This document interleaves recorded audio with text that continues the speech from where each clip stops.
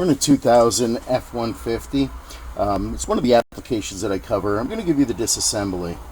You need a 7mm and 8mm, a couple plastic tools, and here it is.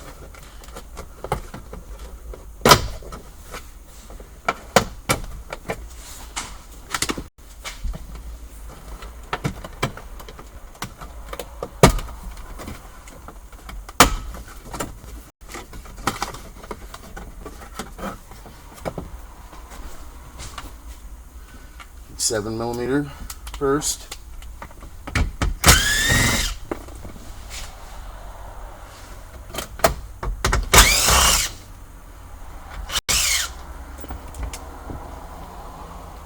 Eight millimeter.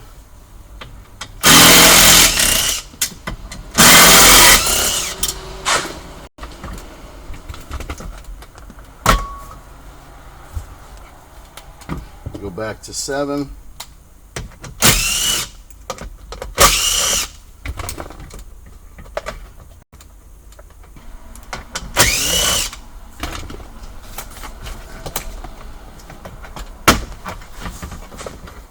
Another 7 up top.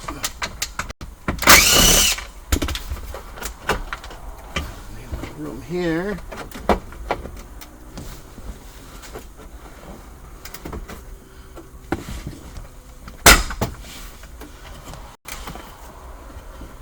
Okay. Also have 7s underneath each latch.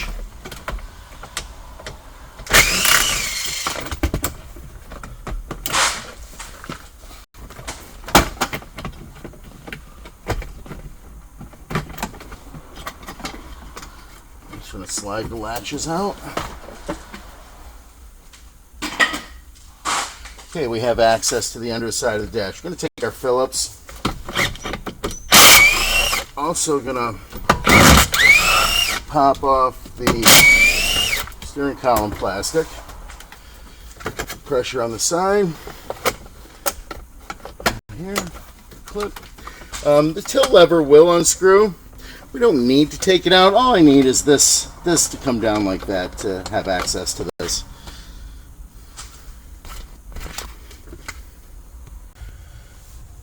Underneath the steering column, we're looking for the ignition plug, which is right here. There's a 7mm that secures the plug into its socket. We're going to take a ratchet and we are going to loosen the plug.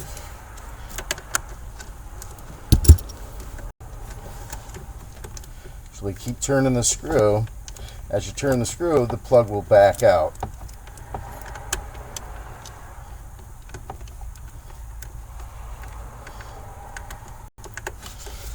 Okay, almost got it.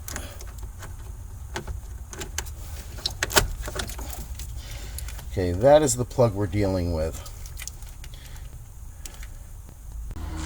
Okay, for this plug and play application, I have a harness that'll fit the vehicle. It comes with label connectors.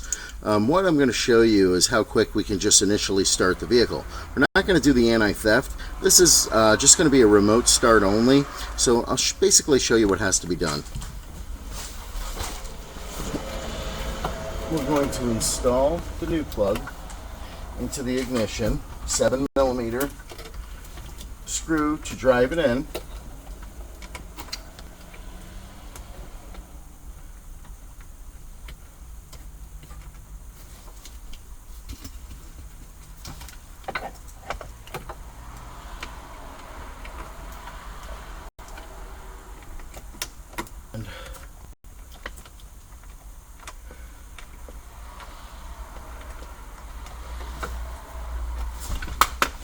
Okay. Take the factory plug. We're going to put it into the corresponding socket.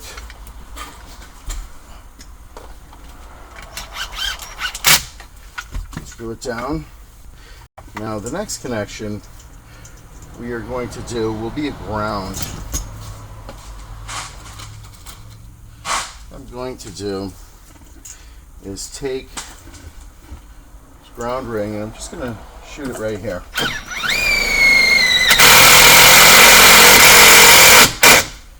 Pretty beefy. All right.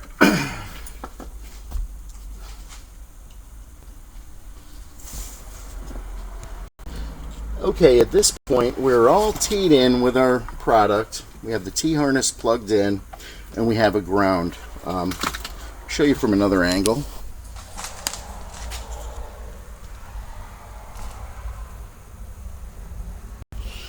Okay, now the only thing we're doing on this vehicle is start only. So I'm going to show you basically from this point. From this point right now, you should be able to take the OEM key, slide it into the ignition, and I should be able to push the button on the remote starter.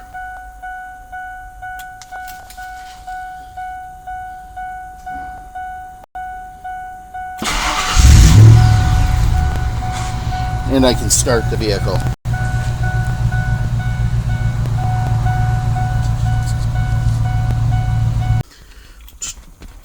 To introduce a key to this vehicle, we must have two OEM keys present.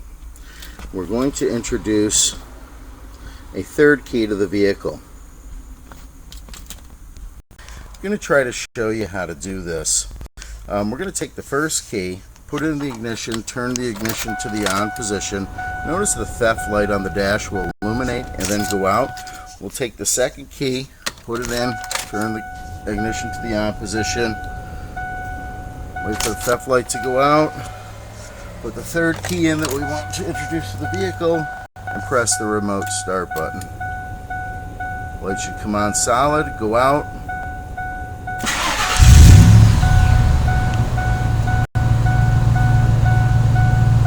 The key is now programmed to the vehicle.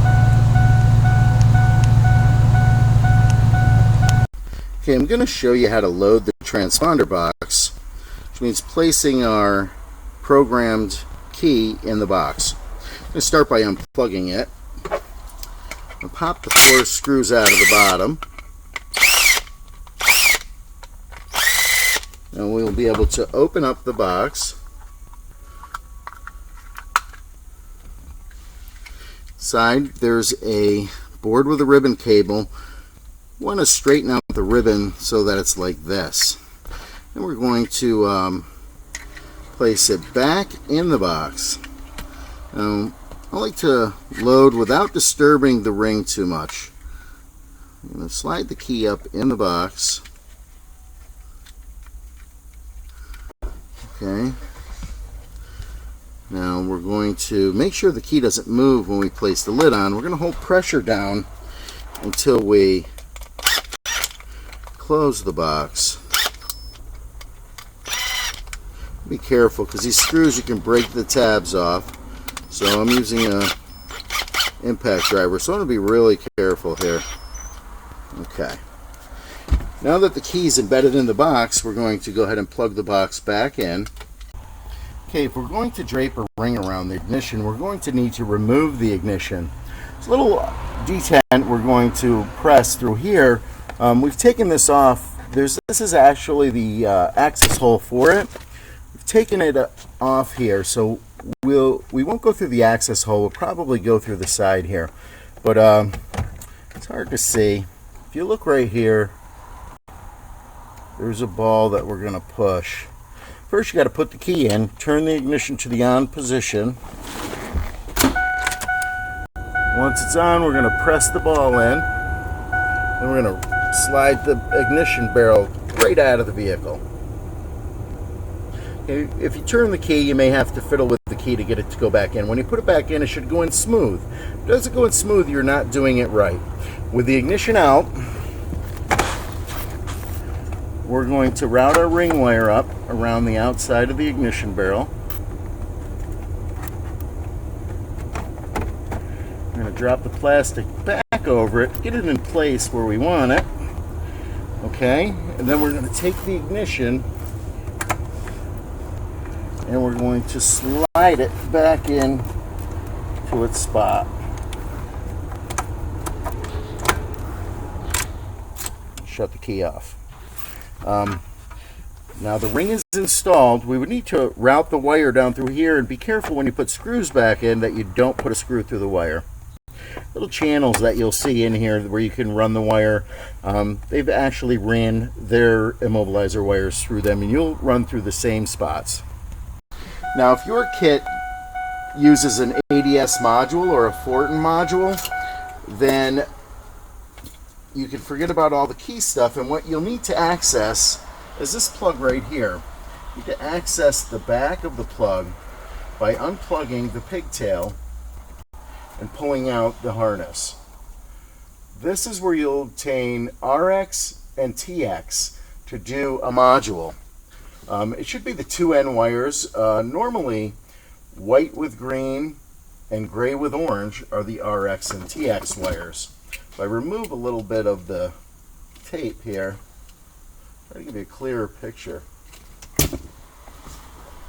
So now, if your kit comes with a module, you can code the module using one OEM key. So you don't need two OEM keys for this year group. And what you would do is you would connect your RX and TX right here on this harness. Let's try to get a better picture. Right here. Now, there's a few harnesses that look the same.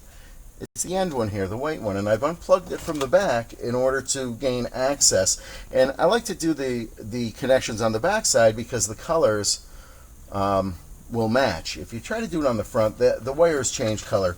When you're all done doing your anti-theft interface, you simply plug this plug back in and move on to the coding procedure or programming procedure. You're doing the plug and play or the standard install, these connections will stay the same. This is where we obtain the brake and the parking lights, and the polarity select wire is fed from the constant positive at the trailer plug. Crime Stopper purple or violet going to the green wire. Crime Stopper white wire or the positive parking light signal going to the brown wire. And this wire actually will select the polarity of what will be placed on this parking light wire when the remote starter is activated. We've sourced it with a positive, which means this is constant positive, and when we do a remote start, it'll put a positive on the brown wire. That's what they mean when they say polarity select. So whatever polarity we put on this comes out here. So this vehicle requires positive polarity parking lights. Okay, I'm going to show you how to run the antenna wire. First, you want to start with a clean spot on the windshield. If you don't clean it, chances are the antenna will fall off after a while. The glue won't adhere properly.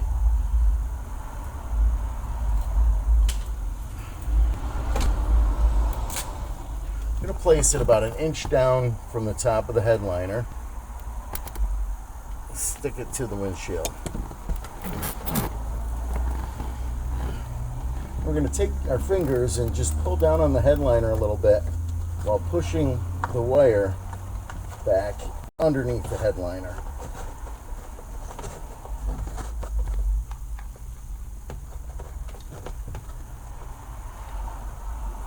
Okay, we'll work it to the end.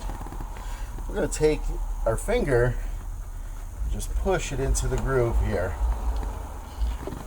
Now wash your hands before you do this because you can leave marks on the headliner.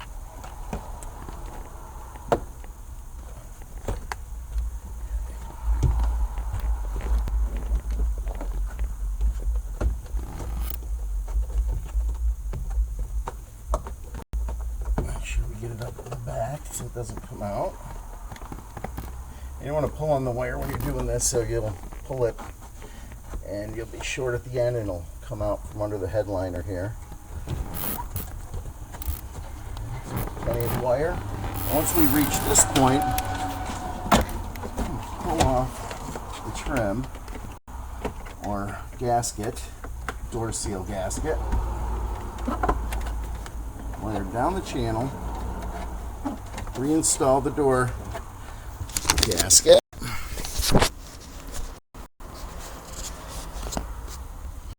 Okay, so we're chasing the wire down the channel with the gasket. Once we get below the dash, just get behind the dash, and from this point we can route the wires back up to meet with the unit when we go ahead to zip it up. So we're going to go back through this slot here. Just going to make sure that we don't run over anything that can abrade the wire, or we don't want to get our wire into the emergency brake apparatus. Okay, so we're right here. Okay, we're back in our 2000 Ford F-150. I'm just going to show you the routing and mounting on this job. We've actually mounted our transponder box right up here. There's harnesses. We've wrapped some 14-inch zips right around the whole box and zipped it back to the harnesses. Here's our parking light feed, parking light connection, and our brake signal connection. So all of our ignition wires. We've used the main harness. We've routed down the main harness. Try to get you a little more light up in the back and show you where I zipped the main unit. Main unit is zipped up in the back here. If you're doing keyless entry, I'm not doing keyless entry on this vehicle, but if you were, there's a white box up behind where the unit is mounted. Up here. If you have this white box, you can get all your keyless entry connections right here. There's a couple harnesses on the bottom, and you can use the appropriate color wires and test them, and you will be easily able to obtain your keyless entry wires at that point. There's variations of this vehicle, so not all the vehicles have that box. I think it would have to originally come with keyless entry. Then you can tie your lock connections right in there. If it didn't have keyless entry and doesn't have that box, it's kind of a pain in the neck. It's 5-wire reverse polarity, and it's up high in these harnesses up in here. So I'm probably not going to support the lock connections, but I will support single button plug and play on this vehicle, along with the standard install single button. And if you choose to do the locks, you're on your own.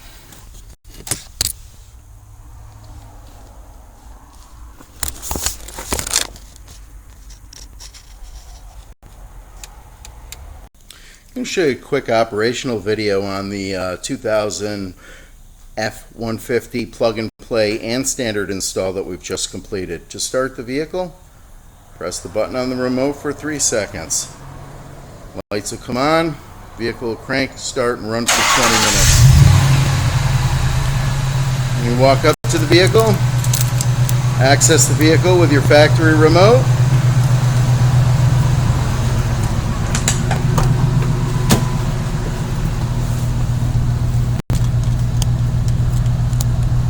Place the key in the ignition.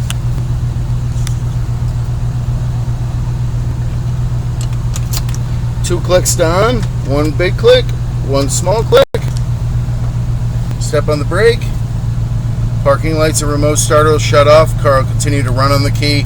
At this point, you drive away like you normally would. I'm going to shut the key off.